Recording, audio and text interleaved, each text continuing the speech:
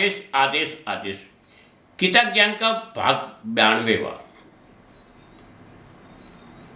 अध्याय 6, श्लोक संख्या 4, 5 और 6। आसक्ति रहित काम करना और हमेशा लोगों की या कुदरत की रक्षा में कर्मबद्ध रहना हमको कहा गया, पर वो हमारी मजबूरी ये है कि हम ये करते हैं तो क्या मिलेगा, हमारी आसक्ति उसमें ही टिकी रहती है। मगर ये चीज को ख्याल में रखना जरूरी है। परमात्मा प्राप्ति के मार्ग के रुकावट में कुछ है तो वो हमारी तृष्णा है, जिसके कारण राग द्वेष का जन्म होता है। और यही राग द्वेष की भावना हमें समदृष्टि की प्रकृति के लिए खुद को लगाने की जगह दूर ले जाता है।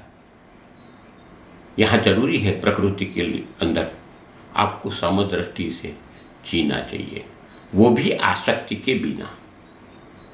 कहना यह है कि हमें सिर्फ और सिर्फ प्रभु का होकर रहना है, हर जगह प्रभु को देखना है, उसका अनुभव करना है, उसके लिए आसक्ति रहित कर्म करना है। हमें आगे क्या कहा गया वो भी समझने जैसी बात है, क्योंकि यहाँ आज जो बात करेंगे वो मन की बात है, समझ लो।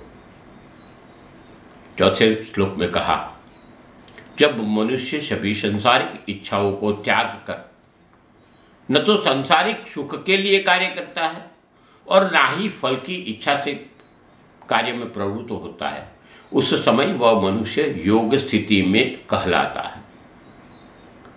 5वें श्लोक में कहा कि मनुष्य को चाहिए कि वह अपने मन के द्वारा अपना जन्म मनुष्य रूपी बंधन से उद्धार करने का प्रयत्न करे और अपने को निम्न योनि में न गिरने दे, क्योंकि यह मन की जीवात्मा से एक लगाव है। जीवात्मा मित्र है और यही जीवात्मा का शत्रु है। 6ठे में कहा, जो मनुष्य मन के वश में रहता है, यानी मन को वश कर लेता है, उसको वह मन की बातें परम मित्र बन के सुननी चाहिए। लेकिन जो मनुष्य का मन वश नहीं होता, उसके लिए वह मन ही परम शत्रु हो जाता है। देखो यहाँ जो बात समझाई गई वो अटपटी है थोड़ी समझने में।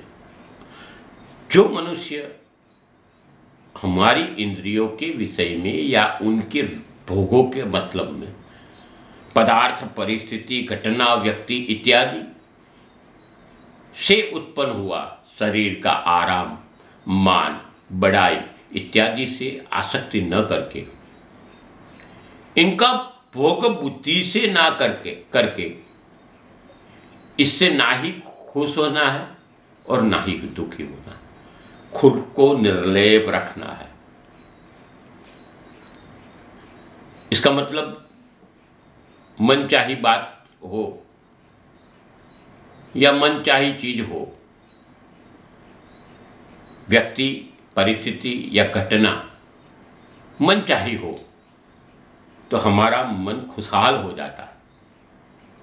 इसके कारण सुख प्राप्त होता है, मगर इसका नतीजा क्या आता है, कभी सोचा है? ये क्षणिक होता है।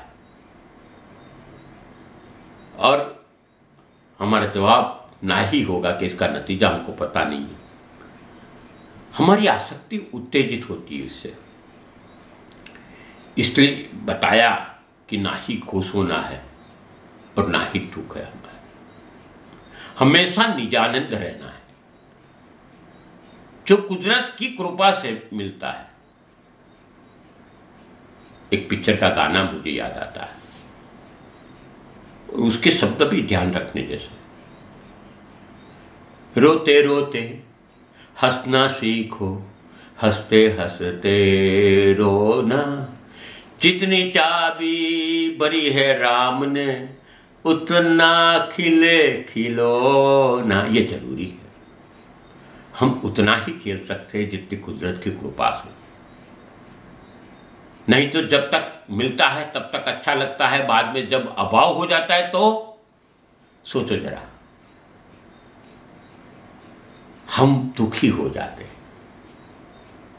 यहां एक बहुत बड़ी बात भगवान श्री कृष्ण द्वारा कही गई है, खुद ही खुद का मित्र है और खुद ही खुद का शत्रु भी। ऐसा क्यों कहा, समझना जरूरी है। इसके पहले मतलब यह है कि खुद का खुद से उद्धार करना, इंद्रिया, मन, बुद्धि, प्राण इत्यादि से खुद को ऊपर उठाना है। हमें महामूल्य ये मनुष्य देह मिला है, उसको भोग विलास में व्यर्थ न करें, परमात्मा प्राप्ति में लगाना जरूरी, क्योंकि यही मन जो हमारे कहे के अनुसार चलता है, तब तक पहले ही बताया कि मित्र है, और वही मन दुश्मन भी हो जाता है। वो कैसे समझना जरूरी है। हम हमारे मन के कारण ही आसक्ति में चले जाते हैं, और जो हमको राग द्वेष के रास्ते ले जाता है, और इसीलिए इसको मित्र कहा और दुश्मन भी कहा। आसक्ति ही नहीं रहती मन में, तो आप सोच लो कि आपके मन में वो मित्रता का भाव उत्पन्न करती, आपको स्थिर बना देती, स्थित प्रज्ञ बना देती है। मगर आसक्ति उत्पन्न हुई तो राग, द्वेष, क्रोध, डिप्रेशन, सप्रेशन, जो अभी के दिमाग में बोलता है, एग्रेशन, एंग्जाइटी, सब आ जाता है।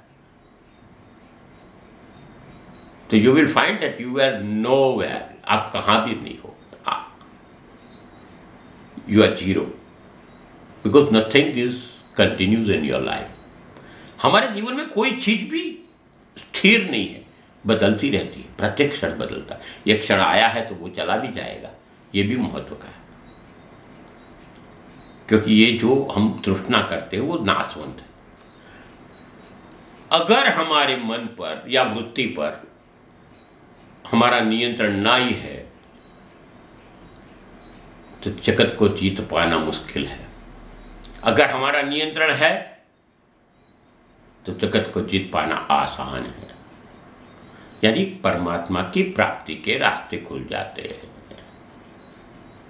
यहां मन का जीत की बात बहुत समझने जैसी है। आसक्ति बिना कर्म करते हैं तो इस भव का उद्धार हो सकता है। अगर गलत राह पर चल पड़े,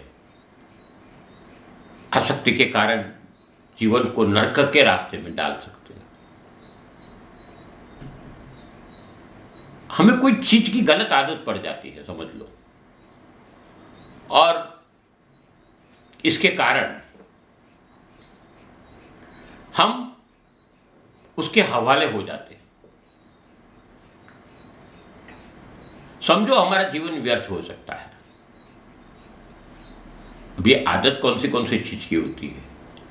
ये परिस्थिति में जीने की आदत हो, पैसे खर्च करने की आदत हो, हमेशा सुख प्राप्त करने की आदत हो, मदिरा पान की आदत हो, स्त्री मित्र की के स्त्री गमन पर, यहाँ तो मनुष्य ही लिखा है, यानी अदर जेंडर, हम स्त्री है तो पुरुष, और पुरुष है तो स्त्री के प्रति आसक्ति होना, ये भी आदत। ऐसी कई आदत है जो हमको लगती है, तो हम ये हमारे जीवन के अंदर आध्यात्म के राह पे चट्टान बन जाती है, और ये सब हमारी वासना है। हमारी इच्छाओं का कोई अंत नहीं है, बस एक पूरी होती है तो दूसरी खड़ी हो जाती है। जब तक इसका अंत नहीं आता, व्यर्थ ही हम आसक्ति के रास्ते में, मद मोह में सड़ते रहते हैं, नशे में सड़ते रहते हैं। इस लोभ के वश हम दलदल में घुसते जाते हैं। इसलिए कबीर जी ने कहा, और वो समझने जैसी बात है। मन मरे माया मरे, मर मर जाए शरीर, आशा तृष्णा ना मरे, कह गए दास कबीर। हम व्यर्थ नशे में चले जाते हैं। नशा शराब में होता था तो नाचती बोतल, मगर शब्द है नशे में कौन नहीं है वह बता दो जरा। इसमें से कोई अच्छा नशा पकड़ लो, भक्ति का नशा, कर्म का नशा, गुरु तत्व का नशा, ऐसा नशा पकड़ लो। प्रहलाद ने नशा पकड़ लिया भक्ति का, ध्रुव ने नशा पकड़ लिया भक्ति का। ऐसे कई तत्व है कि जिन्होंने नशा सही तरीके से पकड़ा। जो न पकड़ पाया वो चोला पहन के भी इसी दुनिया में सड़ता रहता है। ये बहुत समझने लायक बात है। अब तक हम पहुंचाने की कोशिश करते हैं गीता सार के अनुसार, गीता ज्ञान के अनुसार। आप सबके जीवन में हमेशा भगवान श्री कृष्ण और गुरु गोरक्षनाथ जी की कृपा बने रहे, ऐसी शुभकामना के साथ में आप सबको विनती करता हूं, आप इस चैनल को सब्सक्राइब करिए, लाइक करिए और इस वीडियो को शेयर करिए, लोगों तक पहुंचाइए। अब हमसे जुड़े रहिए, क्योंकि यहाँ सनातन की बातें हैं, व्यर्थ की बातें नहीं होती। अस्तु शुभम भवतु।